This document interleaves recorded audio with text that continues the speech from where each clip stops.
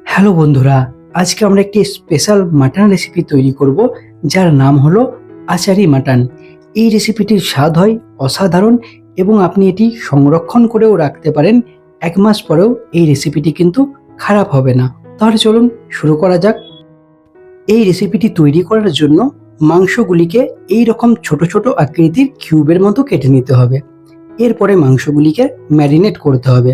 তার জন্য এখানে স্বাদ অনুসার লবণ দিয়ে নিতে হবে এবং এর সঙ্গে বাকি সমস্ত মশলার মধ্যে থাকছে হলুদ গুঁড়ো পাউডার, কাশ্মীরি লঙ্কা এবং লঙ্কা গুঁড়ো পাউডার, এর সঙ্গে জিরে এবং ধনে গুঁড়ো পাউডার। এই 4টে মশলা দেওয়া হয়ে গেলে আদা এবং রসুনের পেস্ট এখানে 1 থেকে 2 চা চামচ পরিমাণ দেওয়া হয়ে গেলে এর মধ্যে অ্যাড করতে হবে সরিষার তেল। সরিষার তেল দেওয়া হয়ে গেলে বেশ সুন্দরভাবে কিছুক্ষণ ধরে এটিকে ম্যারিনেট করতে হবে।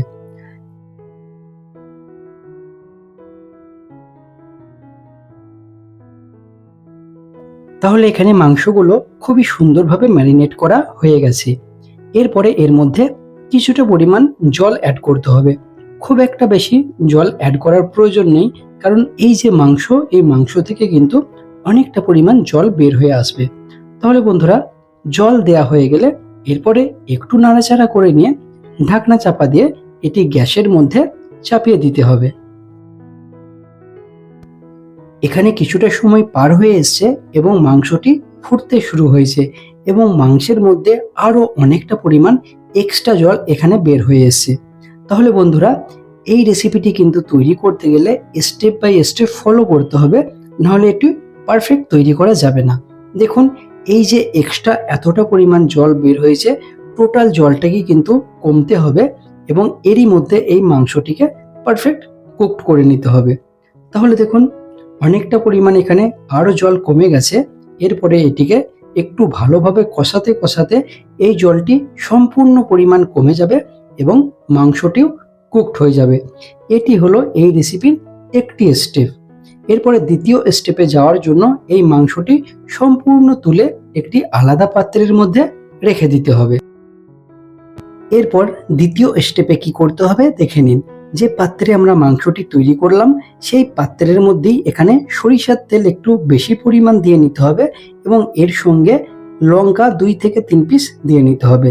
এর সঙ্গে অ্যাড করতে হবে একটি জয়িত্রী এবং একটি ছোট এলাচ। দেওয়া হয়ে গেলে একটু নাড়াচাড়া করে নিই। এর মধ্যে অ্যাড করতে হবে রসুন। গোটা রসুনকে একটু নিয়ে এইভাবে টিপে নিয়ে এই অয়েলের মধ্যে দিয়ে নিতে হবে। যখন পারফেক্ট এই লঙ্কাগুলি লাল হয়ে আসবে এবং এর ফ্লেভারটি পারফেক্ট তৈরি হবে, এমন তো অবস্থায় আমরা যে মাংসগুলো আগে তৈরি করেছিলাম, এই মাংসগুলি এই তেলের মধ্যে দিয়ে নিতে হবে।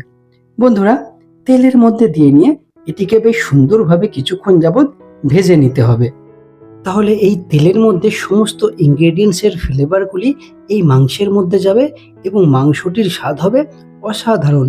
এবং তেলের মধ্যে ভেজে নেওয়ার কারণে এই মাংসটি খারাপ হবে না, আপনি সংরক্ষণ করেও রাখতে পারেন। আর দেখতেই পাচ্ছেন কত সুন্দর আমাদের এই আচারি মাটন তৈরি হয়েছে। আচার স্টাইলে তৈরি করার জন্য এর নাম আচারি মাটন। আপনারা অবশ্যই এই রেসিপিটি তৈরি করবেন এবং কমেন্ট বক্সে জানাবেন কেমন হয়েছে। Bye bye.